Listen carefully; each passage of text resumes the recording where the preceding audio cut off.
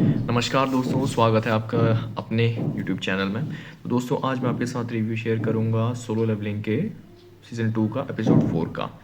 और तो चलो फिर बिना किसी देरी के शुरू करते हैं। Welcome to Manga Maniac Domain. हमने इसमें देखा एपिसोड में कि जिनवू जाता है अपनी डीमन कैसल से 75 तक क्लियर कर दिया उसने, वापस आके 75 फ्लोर क्लियर कर दिए और वापस आके वो अपनी रीअसेसमेंट के लिए जाता है, जहाँ पे पता चलता है कि वो एक जब मानामीटर उसके लेवल का वो नहीं कर पाता, नाप नहीं पाता, तो पता चलता है बार बार एरर आता है कि ये एस रैंक हंटर है। तो हाइप थोड़ी और ज़्यादा क्रिएट कर सकते थे, साथ में एनिमेशन की क्वालिटी भी और ज़्यादा बढ़िया कर सकते हैं ये, क्योंकि जैसे कि ब्लू लॉक देखोगे तो उसमें किस तरह का एनिमेशन किया है और इसमें थोड़ा लो लेवल का ही लगा मेरे को एनिमेशन, नॉर्मली एवरेज, बस ऐसा ही लगा। असेसमेंट के लिए जाता है, फिर अपनी मम्मी से मिलता है। मम्मी को तो वो चलो ठीक कर देगा, वो जब उसे 3 चीज़ें जो चाहिए थी, एक तो उसे वल्कन को हराने के बाद मिली fragment of the world tree, और स्प्रिंग वाटर इकोस वाला वो उसे मेटस को हराने के बाद मिला, और डीमन कैसल डंजन का फाइनल जो बॉस है, जो डीमन किंग होता है बैरन, उसे हराने के बाद इसे मिलेगा pure blood of the demon king. तो इन तीनों को मिलके बनेगा होली वाटर ऑफ लाइफ, जिससे इसकी मम्मी ठीक होगी। वो भी अगले महीने से छठे एपिसोड तक हो जाएगा मेरे ख्याल से वो वाला भी, जिसमें इसकी मम्मी ठीक हो जाएंगी। उसके बाद वांग डोंगसू का जो दिखाया, उस वाले सीन में भी कुछ सीन कट हैं, जैसे कि जहाँ पे जिनको असेसमेंट के लिए जाता है और जहाँ पे वांग डोंगसू हॉस्पिटल में होता है। इन दोनों सीन में ना कुछ सीन मिस कर रखे हैं, जो इसकी जो मांगा स्टोरी है, जो कोरियन वाले जो वेबटून वगैरह उसमें उसमें थोड़े 2-3 और भी चीज़ें दिखाई गई हैं जो इसमें नहीं दिखाई गई एनीमे में। जैसे कि जिन्वू का जो डैड होता है, उसकी जब वो हुआंग डोंगसू को हराता है 1-2 बार में, वो दिखाया गया है स्टोरी में, और उसकी तो मैंने शॉर्ट भी अपलोड की है यूट्यूब चैनल में, अब देखना चाहो तो देख सकते हो। पर ये इन्होंने एनिमेशन में इसमें एनीमे में दिखाया नहीं है क्यों। और ये भी नहीं दिखाया है कि जब वांग डोंगसू जो कि बेड पे पड़ा होता है, डिप्यूटी डायरेक्टर आता है, उससे पूछता है कि क्या ये सच में बीच था जिसे तुम कह रहे थे। तो वो साथ में एक फुटेज भी दिखाता है जिसमें सुंग गिलवान वहाँ से जब उसको हराने के बाद जाता है, तो कहीं पे एक्सीडेंट वगैरह आग वगैरह लग गई होती है, तो वो उन लोगों को बचाता है। उसकी एक कैमरे से वीडियो रिकॉर्ड हुई होती है, वो भी दिखाता है डिप्यूटी डायरेक्टर उसको। वो सीन भी नहीं दिखाया इन्होंने एनीमे में, और वो सीन स्टोरी में है जो इसकी मान हुआ है। कुछ चीज़ें मिस थी। और उसके बाद तो चलो ये हंटर्स गिल्ड होती है, उनके साथ मिशन में जाता है माइनिंग टीम में। माइनिंग टीम जहाँ पे चेन, जब आपने एक चीज़ नोटिस की होनी, तो जब चेन निकलती है उधर से बाहर डंजन से, तो साथ में जब वो जिन्हों की प्रेजेंस को जब वो फील करती है, तो कहती है कि उसे लगता है कि वहाँ पे शायद चेयरमैन गो गुन ही, जो कि चेयरमैन है, वो बुढ़ा सा है जो 80 साल का, जैसे इधर भी कट पट लग रखा है मुंह में भी, तो उसकी प्रेजेंस, तो आप समझ लो कि जिनको भी कितना स्ट्रॉन्ग हो चुका है। देखो भाई, ए से लेकर ई रैंक तक के जितने भी सोल्जर होते हैं, ये सॉरी जितने भी हंटर्स होते हैं, ये इनके तो चलो माना मीटर में ये लोग इवेल्युएट कर लेते हैं कि इतने से इतने लेवल का माना है तो ये इस लेवल का हंटर है।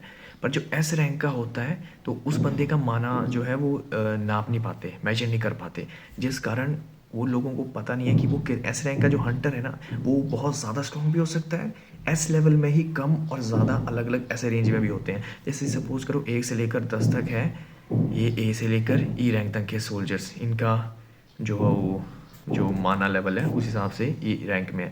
पर अगर मशीन इससे ऊपर नहीं कर पाती है ना माना लेवल को मेजर, तो जैसे कि जो एस रैंक है वो 10 से ऊपर है, तो उनका ये नहीं है कि 10 से 20 तक की जो है वो एस रैंक ही होंगे। वो जो एस रैंक वाले हैं वो 10 से, एक बंदा 10 भी हो सकता है, एक 20 भी हो सकता है, एक 40 भी हो सकता है, एक 100 भी हो सकता है। तो आप ये समझो एस लेवल के जो हंटर्स होते हैं ना, जैसे कि चेयरमैन गोगुन ही है, वो बहुत ज़्यादा स्ट्रॉन्ग हंटर है। और जैसे कि बैक्यूनो है जो वाइट टाइगर की तरह, जिसमें जहाँ जिसके डंजन में जाने के बाद बरूका से मिलता है, वो वाला स्ट्रॉन्ग है, पर वो गोगिन ही या चेहेन इनके लेवल जितना स्ट्रॉन्ग नहीं है एस लेवल का हंटर वो। तो एस लेवल जो रैंक के हंटर है उनमें थोड़ा फ़र्क होता है, वो कोई ज़्यादा स्ट्रॉन्ग भी हो जाता है, कोई कम स्ट्रॉन्ग भी हो जाता है। एनीमे एवरेज है ना, ज़्यादा बहुत बढ़िया, पर एवरेज ही था, इसमें कुछ फाइट वगैरह भी नहीं थी। चेन देखा अभी, जब जिन्वू जब खाना खाने के बहाने जब डंजन के बॉस के पास जाता है, हमला करने वाला होता है, पीछे से चेन आ जाती है, तो इसमें ख़त्म हो गया है। अब अगले में फ़ाइट बहुत तगड़ी हुई। एनिमेट उसको ये पता नहीं किस तरह करेंगे, उम्मीद तो इतनी खास है नहीं मेरे को इनसे, पर उसमें जो होगी दरअसल जैसे कि हंटर गिल्ड जो है वो उनकी एक और टीम होती है, वो ए रैंक डंजन में जाएंगे जहाँ पे कोई ए रैंक का हंटर होता है, साथ में वो लीड करेगा। और इनको चाहिए होते हैं एक, इनके मेजेस हीलर वगैरह सब, स्ट्राइक स्क्वाड सब कुछ ठीक होता है, पर इन्हें एक बंदा चाहिए होता है इनका सामान उठाने के लिए।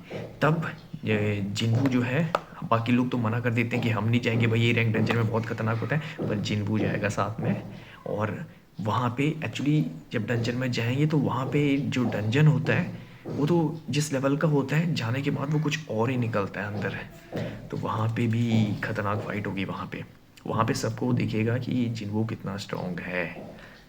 और वहाँ पे जिन्वू एक और अपनी शैडो आर्मी में एक क्या, टस्क टस्क जो है ना, जो मेज होता है वो अगले सीज़न सॉरी अगले एपिसोड में टस्क, इसका एक नया शैडो सोल्जर बनेगा मेज।